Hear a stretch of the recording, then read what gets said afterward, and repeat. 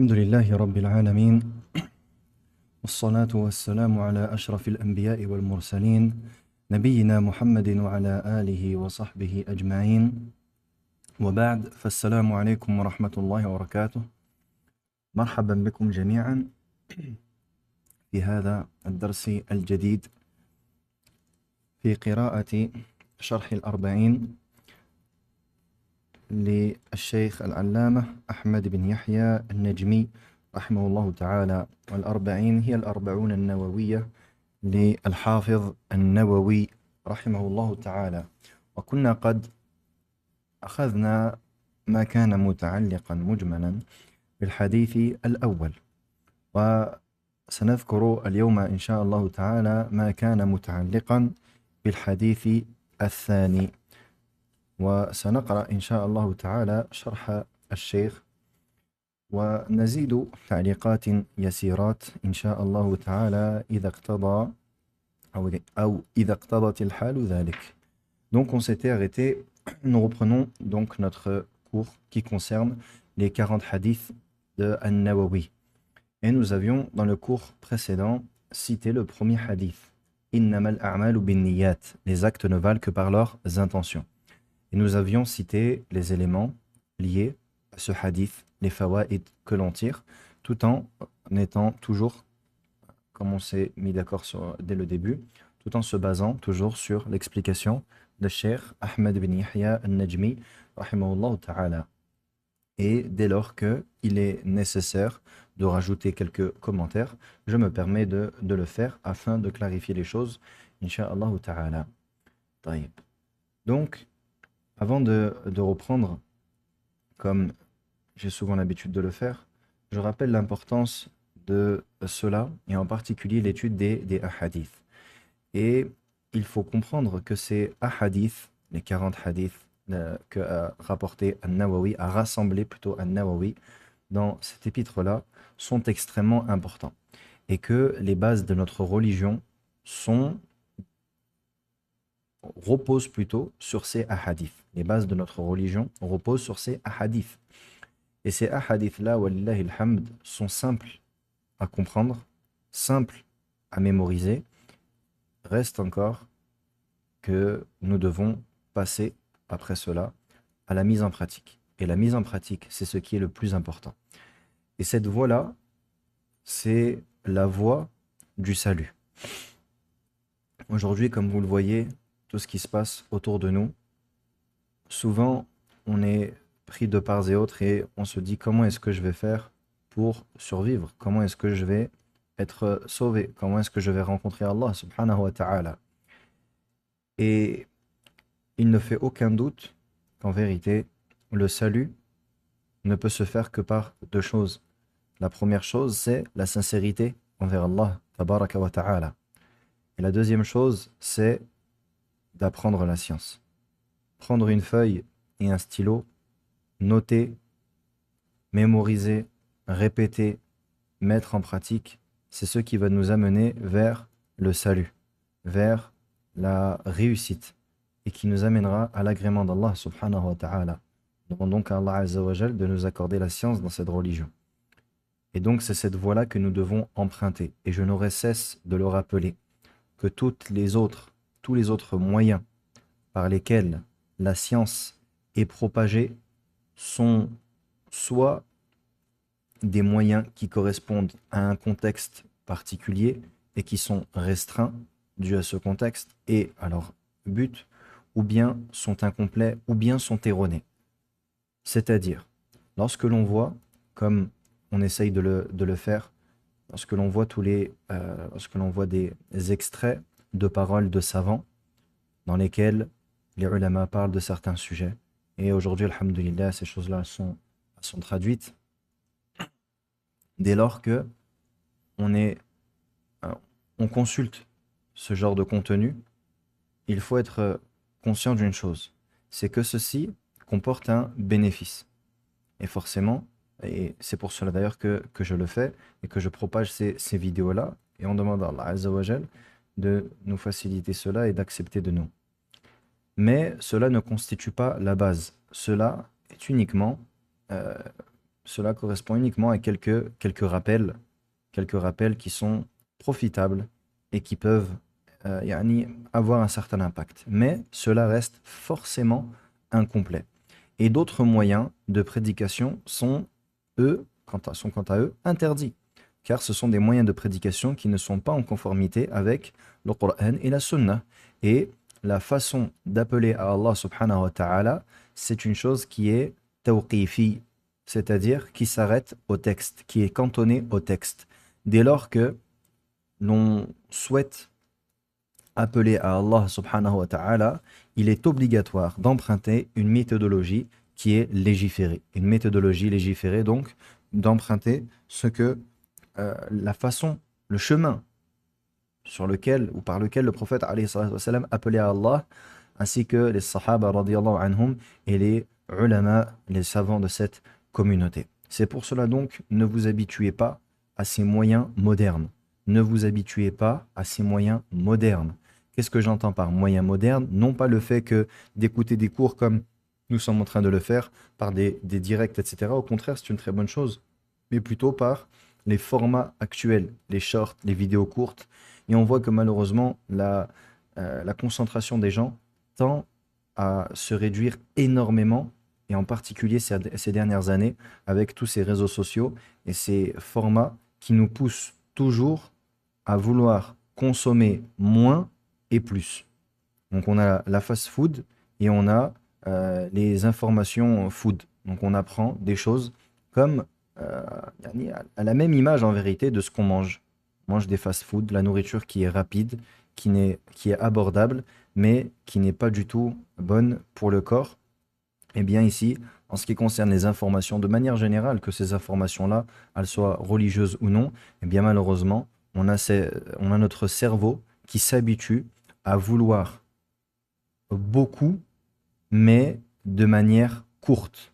Donc on ne veut pas de qualité. On ne veut pas écouter un cours de 30, de 40 minutes, voire plus, prendre des notes, réviser, couper en vérité avec ces réseaux sociaux.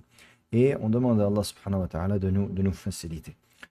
Donc ça, c'était premier point. Deuxième point, concernant les cours, comme je vous l'avais dit, surtout ce qui concerne les moutounes. Donc le cours du jeudi, ce n'est pas comme je l'avais expliqué, pour ceux qui ont assisté, c'est une conférence qui a été retranscrite de Cheikh Abdessalem de Barjas, rahimahullah, le cours du jeudi.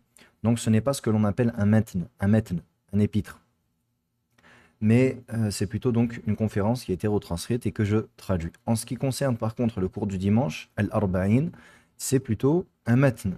Et un matn, un épître, c'est donc petit, euh, un petit texte religieux qui comporte les bases d'une science. Et dans la science du hadith, le premier matn que l'on étudie, c'est Al-Arba'un. C'est l'Arba'un al-Nawawiyya. C'est le premier matn que l'on étudie. Et il comporte, comme je l'ai dit, les fondements de notre religion. Et j'invite ceux qui n'ont pas écouté les premiers cours à retourner vers ces derniers. Vous avez juste à cliquer sur le lien sur la chaîne Telegram, sur le message épinglé, et vous allez retrouver les 40 hadiths al-Nawawi. On a fait la biographie de al-Nawawi, rahimahullah ta'ala, en se basant sur ce qu'a rapporté son élève Ibn Attar, rahimahumullah, et on a fait un ou deux cours après cela. Donc je vous incite à à réécouter ces derniers si vous êtes arrivé en cours de route. Et donc, ce qui est demandé, toujours, Inch'Allah ta'ala, c'est d'essayer de prendre, ce n'est pas d'essayer en vérité, c'est de prendre des notes. Et lorsque l'on prend des notes, c'est ainsi que la science, elle va s'ancrer et que l'on va véritablement profiter de celle-ci. Car on cite beaucoup de choses, pas forcément compliquées, mais pour pouvoir retenir ces informations-là, il faut les noter. Et comme on l'a répété souvent, al-ilmu saydun wa al-kitabatu qaydun. La science est un gibier et l'écriture est semblable à un lasso. Yani c'est ce par quoi on va attraper ce gibier-là. Taïeb. Donc, j'essaye un maximum de structurer le cours afin qu'il soit vraiment clair pour tout le monde et faciliter la prise de notes. Car c'est mon objectif. Comme je l'ai dit maintes et maintes fois, je me fiche qu'il y ait une, deux, 100 ou 1000 personnes qui assistent au cours. Ce n'est pas du tout ce qui m'intéresse. Ce qui m'intéresse, c'est d'avoir des personnes qui profitent et qui tirent véritablement profit de ces cours-là et que on espère la récompense auprès d'Allah subhanahu wa ta'ala. Donc comme on avait fait, je vous partage le hadith en arabe, évidemment, et ça également c'est volontaire. Donc ne me demandez pas le hadith en français, il n'y aura pas de hadith en français écrit, mais plutôt je le traduirai oralement, et Inch'Allah ta'ala ça suffira. Taïb. Et comme d'habitude, pour les questions, je vous laisse, Inch'Allah ta'ala, les poser. Concernant le cours, évidemment, je vous laisse les poser dans le lien du bot que vous avez dans le message sur la chaîne. Nabda ala barakatillah. Al-hadithu al-thani. Le deuxième hadith. عن عمر رضي الله عنه أيضا. D'après Omar رضي الله عنه également. قال بينما نحن جلوس عند رسول الله صلى الله عليه وسلم ذات يوم. Alors que nous étions assis auprès du messager d'Allah sallallahu alayhi wa sallam un jour, إذ طلع علينا رجل شديد بياض الثياب. Un homme s'est présenté à nous, un homme dont l'habit était très blanc. شديد سواد الشعر, dont les cheveux étaient très noirs. لا يرى عليه أثر السفر. On ne voyait sur lui aucune trace de voyage. ولا يعرفه منا أحد. Et aucun d'entre nous ne le connaissait. حتى جلس إلى النبي صلى الله عليه وسلم. Jusqu'à ce qu'il s'assit auprès du messager d'Allah, auprès du prophète d'Allah صلى الله عليه وسلم. فأسند ركبتيه إلى ركبتيه. Il a alors collé ses genoux à ses genoux. ووضع كفيه على فخذيه. Et il a posé ses mains sur ses cuisses. وقال يا محمد. Et il a dit, ô Muhammad, أخبرني عن الإسلام. Informe-moi au sujet de l'islam. فقال رسول الله صلى الله عليه وسلم. Notre prophète a dit, الإسلام أن تشهد أن لا إله إلا الله. L'islam est que tu attestes qu'il n'y a de divinité ne méritant l'adoration qu'Allah. Wa anna Muhammadan Rasulullah. Et que Muhammad est le messager d'Allah. Wa tuqima as-salah. Et que tu t'acquittes de la prière. Ou que tu accomplisses la prière. Wa tu'ti az-zakah. Que tu t'acquittes de la zakah. Wa tasuma Ramadan. Que tu jeûnes le Ramadan. Wa tahujja al-bayta in istata'ta ilayhi sabila. Et que tu accomplisses al-hajj à la maison, que tu accomplisses al-hajj si tu en as la capacité, yani la capacité de t'y rendre, sabilan, de t'y rendre. Qala sadaqt. Il dit, yani l'homme qui est venu questionner le prophète alayhi salatu wassalam, qui était vêtu d'un habit très blanc et qui avait des cheveux très noirs, il dit, sadaqt, tu as dit vrai. Fa'ajibna lah. Nous nous sommes étonnés de lui. Yas'aluhu wa yusaddiquh. Il le questionne et il lui dit, tu as dit vrai. Qala fa akhbirni 'anil iman. Il dit, informe-moi donc au sujet de al-iman, la foi. Qal an tu'mina billahi wa malaikatihi wa kutubihi wa rusulihi wal yawmil akhir. Il dit que tu crois en Allah, en ses anges, en ses livres, en ses messagers et au jour dernier. وَتُؤْمِنَ بِالْقَدَرِ خَيْرِهِ وَشَرِّهِ. Et que tu crois au destin, que tu crois au décret, bon et mauvais. قال صدقت. Et il dit, tu as dit vrai. قال فأخبرني عن الإحسان. Il dit, informe-moi donc au sujet de al-ihsan. قال أن تعبد الله كأنك تراه فإن لم تكن تراه فإنه يراك. Il dit, informe-moi au sujet de al-ihsan, l'excellence. قال, il dit, que tu adores Allah comme si tu le voyais, car si toi tu ne le vois pas, lui te voit. قال فأخبرني عن الساعة. Il dit, informe-moi au sujet de l'heure. قال ما المسؤول عنها بأعلم من السائل. Le questionné n'est pas plus savant que le questionneur. قال فأخبرني عن أمارتها. Il dit, informe-moi donc de ces signes. قال أن تلد الأمة ربتها, que l'esclave engendre sa maîtresse. وأن ترى الحفاة العراة العالة رعاء الشاء يتطاولون في البنيان. Et il dit ensuite, et que tu vois les va-nu-pieds pauvres qui sont, comment on appelle ça, subhanallah, رعاء الشاء, ceux qui, subhanallah, les bergers, naam, bergers, يتطاولون في البنيان, qui se concurrencent dans les constructions. قال ثم انطلق, il dit puis il est parti. فلبثت مليا, je suis resté un moment. ثم قال يا عمر أتدري من السائل, puis il dit ô Omar, sais-tu qui est le questionneur? قلت الله ورسوله أعلم, je dis Allah et son messager sont plus savants. قال فإنه جبريل أتاكم يعلمكم دينكم, il dit c'est Jibril qui est venu vous enseigner votre religion. Rawahu Muslim, hadith est rapporté par Muslim. Le hadith que nous venons donc de lire et de traduire, il est le hadith connu comme étant hadithu Jibril, le hadith de Jibril. Et ce hadith-là, هذا الحديث هو من ضمن الأحاديث التي أفردت بالتأليف, وهو من الأحاديث التي كثرت عناية العلماء تجاهه, فاعتنوا بشرحه والتعليق عليه ونشره إلى آخره. Et donc ce hadith-là, le hadith donc qui est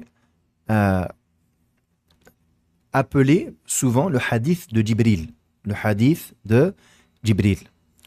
Ce hadith-là fait partie des hadiths auxquels les ulama ont accordé une grande importance. Et cela par le fait, entre autres, d'avoir pris ce hadith et de l'avoir expliqué dans des ouvrages distincts. Donc le fait d'avoir pris ce hadith et d'avoir écrit des livres juste pour expliquer ce hadith. Donc parmi les hadiths qui ont eu l'honneur, entre guillemets, d'avoir cette importance-là, plutôt qui ont eu cette importance-là de la part des savants, eh bien nous avons le hadith suivant que nous venons de lire et qui est surnommé hadithu Jibril, le hadith de Jibril. Taïb. Ce hadith-là, il est rapporté par Omar radiyallahu anhu. Et ici, vous remarquez qu'il dit an Omar radiyallahu anhu ayda, d'après Omar également. Pourquoi également? Yallah, on va voir si vous suivez. Pourquoi également? Pourquoi est-ce qu'il dit an Omar ayda, d'après Omar également? Pourquoi? لماذا عن عمر أيضا؟ لماذا أيضا؟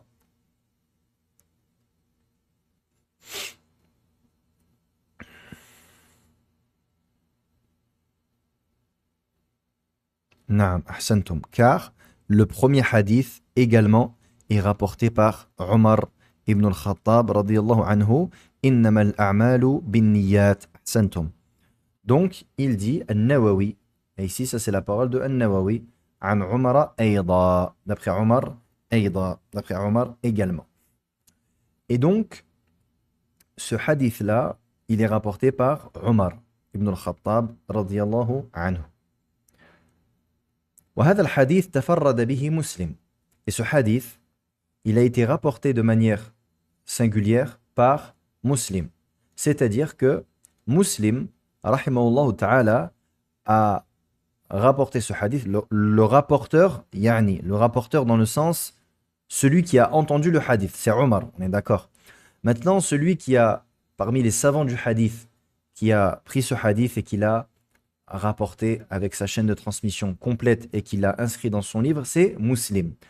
Et ce hadith-là n'est pas rapporté par Al-Bukhari ainsi. Taïb. Et Muslim, rahimahullah ta'ala, dans son Sahih, avant de citer l'entièreté du hadith, il nous rapporte dans la chaîne de transmission ce qui s'est passé entre, entre trois personnes. Le hadith est rapporté par Omar, radiyallahu anhu. Et Omar, radiyallahu anhu, l'a enseigné, l'a transmis à son fils. Son fils qui n'est autre que Abdullah ibn Omar. Abdullah ibn Omar. Et Abdullah ibn Omar, il a transmis ce hadith à Yahya ibn Ya'mar. Pourquoi est-ce que l'on rentre dans ces détails alors que dans le premier cours, nous avions dit que l'imam An-Nawawi rahimahullah ta'ala avait volontairement omis le fait de citer les chaînes de transmission. Nous avions dit que Al-Hafiz An-Nawawi rahimahullah ta'ala avait volontairement omis la citation des chaînes de transmission afin de faciliter la mémorisation pour les lecteurs. Vous vous souvenez de cela? Taïb.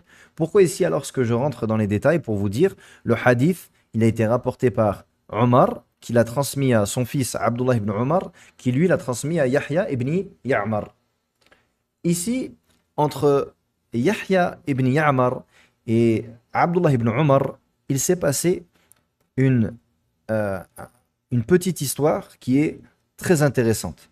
Et que Muslim, rahimahullah ta'ala, il cite lorsque il a inscrit ce hadith-là dans son sahih. Je vous demande 2 secondes, s'il vous plaît.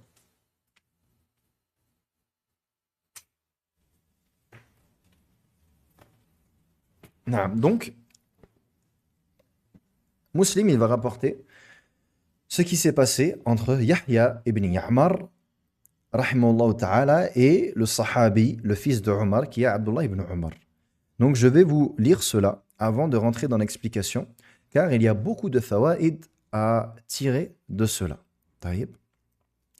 إذن عن يحيى ابن يعمر قال: كان أول من قال في القدر بالبصرة معبد الجهني. Il dit Yahya ibn Ya'mar, la première personne qui a parlé, c'est-à-dire par innovation, à Al-Basra, concernant le qadar, le destin, et Ma'bad al-Juhani. Donc Yahya ibn Ya'mar, il nous dit que Al-Basra, qui est en actuel Irak, qui est fait l'Irak, il nous dit qu'il y a un homme qui s'appelle Ma'bad al-Juhani qui a commencé à parler sur le destin. Yani à innover, à dire des paroles innovées concernant le destin. Il dit Yahya ibn Ya'mar, فانطلقت أنا وحميد ibn عبد الرحمن al-Humayri حاجين أو معتمرين. Il dit je suis parti, moi, donc de Al-Basra, de l'Irak, moi ainsi que Humayd ibn Abd al-Rahman al-Humayri, donc son compagnon, afin d'accomplir le Hajj ou la Umrah. فقلنا لو لقينا أحدا من أصحاب رسول الله صلى الله عليه وسلم فسألناه عما يقول هؤلاء في القدر. Et ils se sont dit, si nous pouvions rencontrer un des compagnons du messager d'Allah sallallahu alayhi wa sallam et le questionner à propos de ce que disent ces gens-là au sujet du destin. Je vous lis et ensuite on reprend, Inch'Allah. فوفق لنا عبد الله ابن عمر ابن الخطاب رضي الله عنه. Il dit, nous avons donc été facilités et nous sommes tombés sur Abdullah ibn Umar ibn al-Khattab, داخلان المسجد, à l'intérieur de la mosquée. فاكتتفته أنا وصاحبي. Nous nous sommes mis à ses côtés, moi ainsi que mon ami. أحد عن يمينه والآخر عن شماله. Un à sa droite et un à sa gauche. فظننت أن صاحبي سيكل إلي الكلام. J'ai compris que mon ami allait me laisser parler. فقلت أبا عبد الرحمن. J'ai dit ô Aba Abd al-Rahman, qui est la kunya de Abdullah ibn Umar. إنه قد ظهر قبلنا ناس يقرؤون القرآن ويتقفرون العلم. Il dit ô Aba Abd al-Rahman, des gens de notre côté, de chez nous, sont apparus. Et ces gens-là lisent le Coran. Et ils apprennent la science. وَذَكَرَ مِنْ شَأْنِهِمْ. Et il les a décrits. وَأَنَّهُمْ يَزْعُمُونَ أَلَّا قَدَرْ. Et ils prétendent qu'il n'y a pas de destin. وَأَنَّ الْأَمْرَ أُنُفْ. Et que l'affaire est nouvelle. C'est-à-dire, ils prétendent que le destin n'est pas décrété en avance par Allah tabaraka wa ta'ala, mais que plutôt Allah azza wa jal a connaissance d'une chose lorsqu'elle survient. Donc, dès lors que la chose se produit, Allah azza wa jal en a connaissance. Et il rejette le fait que le destin est écrit à l'avance. Il rejette cela. C'est cela que veut dire qu'ils disent Al-Amr Unuf. Faqal. Et là, Abdullah ibn Umar radiyallahu anhu, il va répondre en disant إذا لقيت هؤلاء فأخبرهم أني بريء منهم وأنهم براء مني. Dès lors que tu rencontreras ces personnes-là, ces innovateurs, informe-les que je me désavoue d'eux et qu'ils se désavouent de moi. Je n'ai rien à voir avec eux et ils n'ont rien à voir avec moi. والذي يحلف به عبد الله ابن عمر لو لأحدهم أحد ذهب فأنفقه ما قبل الله منه حتى يؤمن بالقدر. Et Abdullah ibn Umar, il jure en disant, si l'un d'entre eux, c'est-à-dire l'un de ces innovateurs concernant le destin, si l'un d'entre eux possédait Uhud en or et qu'il l'avait dépensé, alors Allah n'aurait rien accepté de cela tant qu'il ne croit pas au destin. ثم قال حدثني أبي عمر بن الخطاب ثم ذكر الحديث. Puis après cela, Abdullah ibn Umar, il a dit, mon père m'a informé, et il a cité le hadith que nous avons lu ensemble juste avant. Taïb. Question, pourquoi est-ce que Abdullah ibn Umar radiyallahu anhu a rapporté ce hadith à Yahya ibn Ya'mar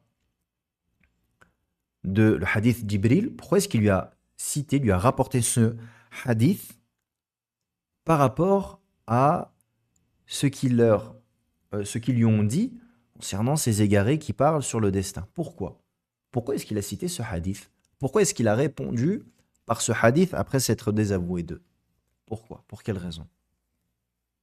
لماذا أورد أو حدث عبد الله بن عمر رضي الله عنه بهذا الحديث رادا على هؤلاء؟ C'est le dalil, naam, pour montrer le haq, naam, ahsantum. Car le hadith parle du destin et qu'il fait partie de l'iman, naam. الشاهد من الحديث هو إخباره عليه الصلاة والسلام أن القدر من الإيمان. أن القدر من الإيمان. نعم.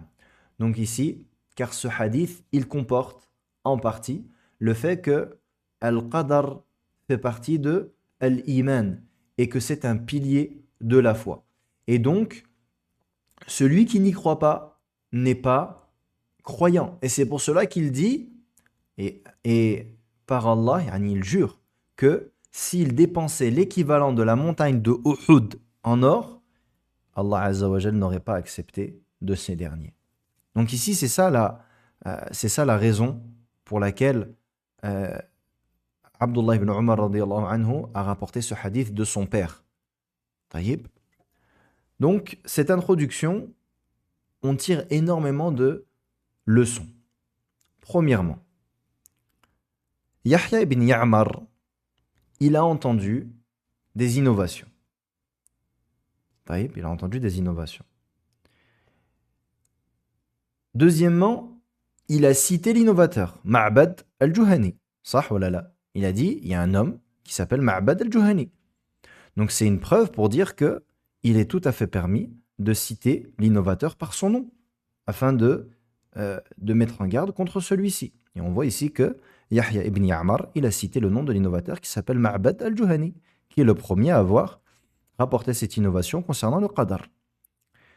Troisième point, troisième faïda, Je ne pourrai pas les répéter du début, donc notez Inch'Allah Ta'ala, je ne pourrai pas les répéter un à un. Troisième faïda, on voit que le réflexe de Yahya ibn Ya'mar et son compagnon Humayd ibn Abdurrahman, c'est de avoir la volonté d'aller rencontrer un des compagnons du messager d'Allah sallallahu alayhi wa sallam afin de le questionner au sujet de cela. Donc il y a ar-ruju'u ila al-ulama. Il y a en cela le fait de revenir vers les savants. Et ici, à cette époque-là, les plus savants étaient forcément les compagnons du messager d'Allah sallallahu alayhi wa sallam car ils étaient encore vivants. Ici, on est dans tabaqat al-tabi'in. On est dans la tabaqa, on est dans le niveau, on est dans la génération des tabi'un. Donc on voit ici le réflexe de revenir vers les savants lorsque on a une question de manière générale et lorsque l'on voit des innovations de manière particulière. Ensuite, il dit فَوُفِّقَ لَنَا, nous avons été facilités pour tomber sur Abdullah ibn Omar. Donc on voit ici que la facilité, elle vient d'Allah subhanahu wa ta'ala. Ensuite, quatrième point, quatrième faïda, il dit فَاكْتَتَفْتُهُ, nous nous sommes mis sur ses épaules, yani un à gauche et un à droite. On tire de cela le comportement à avoir, le bon comportement à avoir lorsque l'on questionne le savant.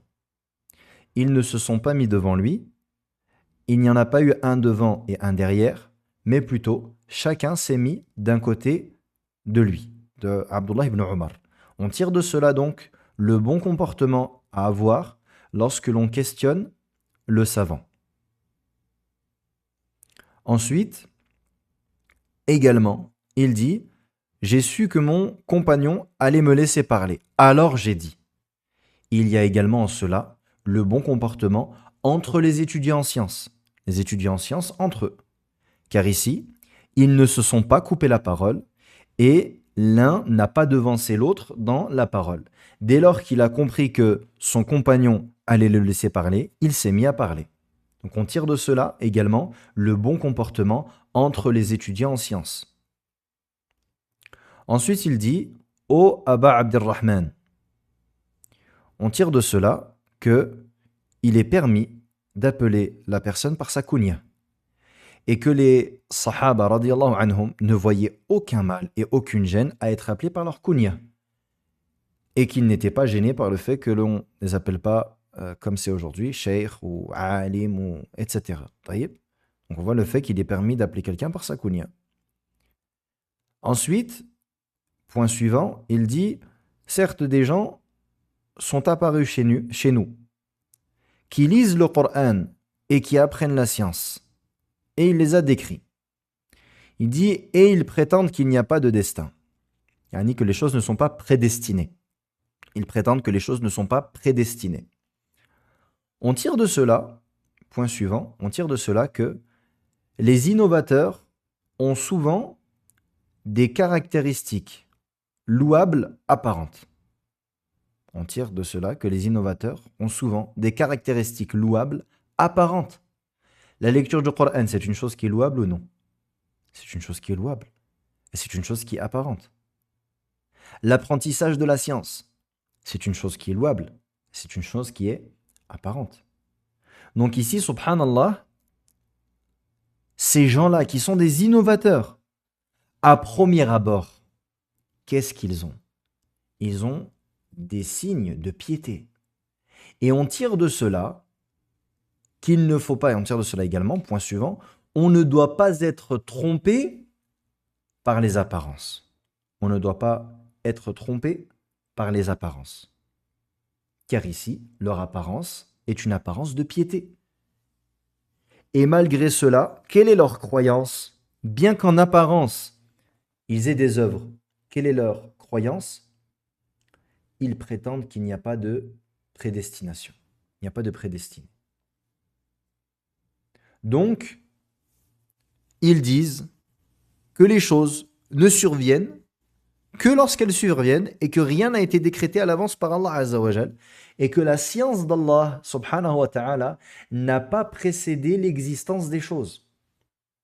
Et ceci relève de la mécréance. Ceci relève de la mécréance. Donc c'est une bid'a mukaffira. C'est une innovation qui fait sortir de l'islam. Ceci est une innovation qui fait sortir de l'islam, la shak, sans aucun doute. Ensuite, il dit, Abdullah ibn Omar, lorsque tu rencontreras ces derniers, informe-les que je me désavoue d'eux et qu'ils sont désavoués de moi. Yani que je n'ai rien à voir avec eux et vice-versa. On tire de cela l'obligation de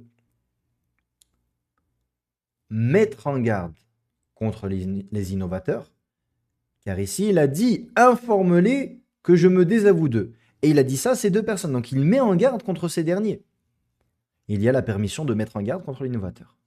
Point suivant, il y a l'obligation de se désavouer des innovateurs. L'obligation de se désavouer des innovateurs. Et point suivant, il y a la dureté face aux innovateurs. Qu'est-ce qu'il dit? Je me désavoue. Et ils sont désavoués de moi. Et également, ensuite, qu'est-ce qu'il dit? Par Allah, s'ils dépensent l'équivalent de Uhud en or, Allah n'acceptera pas d'eux tant qu'ils ne croiront pas au destin. Et on tire de cela que le fait de rejeter un pilier parmi les piliers de la foi fait sortir de l'islam. Car il dit, Allah n'acceptera pas d'eux tant qu'ils ne croient pas au destin. Donc il y a en cela, on tire de cela le fait que rejeter un pilier parmi les piliers de la foi, ceci fait sortir de l'islam. Taïeb. Donc ça, c'est concernant cette histoire qui s'est déroulée lorsque Abdullah ibn Umar radiyallahu anhu a rapporté le hadith de son père à Yahya ibn Ya'mar. Taïeb. Donc ça, c'est toutes les fawaïd que l'on tire. Et là, on voit, mes frères et sœurs, que notre voie n'est autre que la voie des Sahaba radiyallahu anhum. Et que ce que nous disons et ce que nous faisons et la méthodologie que nous adoptons n'est autre que la méthodologie des Sahaba radiyallahu anhum. Et que, par Allah, ce que nous essayons de faire, c'est de les suivre et d'être sur leur trace. Ensuite, le hadith. D'après Omar, radiyallahu anhu, il dit, alors que nous étions assis auprès du messager d'Allah, sallallahu alayhi wa sallam, un jour, un homme est rentré auprès d'eux, et cet homme-là, il était vêtu d'un habit très blanc et avait des cheveux très noirs, et on ne voyait sur lui aucune trace de voyage, et aucun d'entre nous ne le connaissait. Jusqu'à ce qu'il se soit assis vers le prophète alayhi salatu wassalam. Cette première partie du hadith, elle nous montre l'étonnement des sahaba. Pourquoi l'étonnement des sahaba? Parce qu'ici, cet homme-là, il avait les habits très blancs et les cheveux très noirs. Aucune trace de voyage. Et personne parmi les sahaba ne le connaissait. Et ça, c'est très étrange. Car, à cette époque-là, ils ne sont que quelques milliers à habiter dans Médine. Ils sont quelques milliers. Et ils se connaissent. Donc, dans les milliers, si tu enlèves les femmes et les enfants, les hommes, ils se connaissent entre eux. Et un homme étranger, si jamais il est étranger, forcément, il vient de voyage. Et s'il vient de voyage, il a des traces de voyage. Ses habits sont forcément usés, plus ou moins sales, et également ses cheveux. Eh bien ici, cette personne-là n'avait aucune trace de voyage. Et personne parmi eux ne les connaissait, ce qui a impliqué une première interrogation de leur part. Il dit, cet homme-là, il s'est assis auprès du prophète, alayhi salatu wassalam, et a posé ses genoux sur les genoux du prophète, alayhi salatu wassalam. Et ensuite, il a posé ses mains sur ses cuisses. Et ici, il y a deux explications des savants. Sur ses cuisses, et sur ses cuisses à lui. Et d'autres savants ont dit non, sur les cuisses du prophète, alayhi salatu wassalam. Et ensuite, il a dit, à Muhammad, informe-moi au sujet de l'islam. Et il dit, le messager d'Allah, sallallahu alayhi wa sallam, l'islam, c'est que tu attestes qu'il n'y a de divinité digne d'être adorée qu'Allah. Et que Muhammad est le messager d'Allah. Que tu accomplis sa salat, tu donnes la zakat, que tu jeûnes Ramadan et que tu accomplisses al-Hajj. Et il dit, tu as dit raison. Et nous sommes étonnés de lui, il le questionne et il dit, tu as raison. Ce hadith, il dit, نعم قال الشيخ أحمد النجمي رحمه الله هذا الحديث فيه أصول الإيمان والإسلام أصول الدين كله. Il y a dans ce hadith les fondements de la foi et de l'islam, les fondements de la religion tout entière. فأركان الإسلام خمسة أولها شهادة أن لا إله إلا الله وأن محمد رسول الله. Les piliers de l'islam sont 5. Le premier étant ash-shahada, l'attestation qu'il n'y a de divinité digne adorée qu'Allah et que Mohammed est le messager d'Allah sallallahu alayhi wa sallam. Donc ce hadith, il est un hadith sur lequel repose l'entièreté de la religion. Inch'Allah ta'ala, je crois qu'il est déjà, ça fait déjà 40 minutes. On va s'arrêter là afin que ce ne soit pas trop long. Et on continuera le prochain cours, Inch'Allah ta'ala.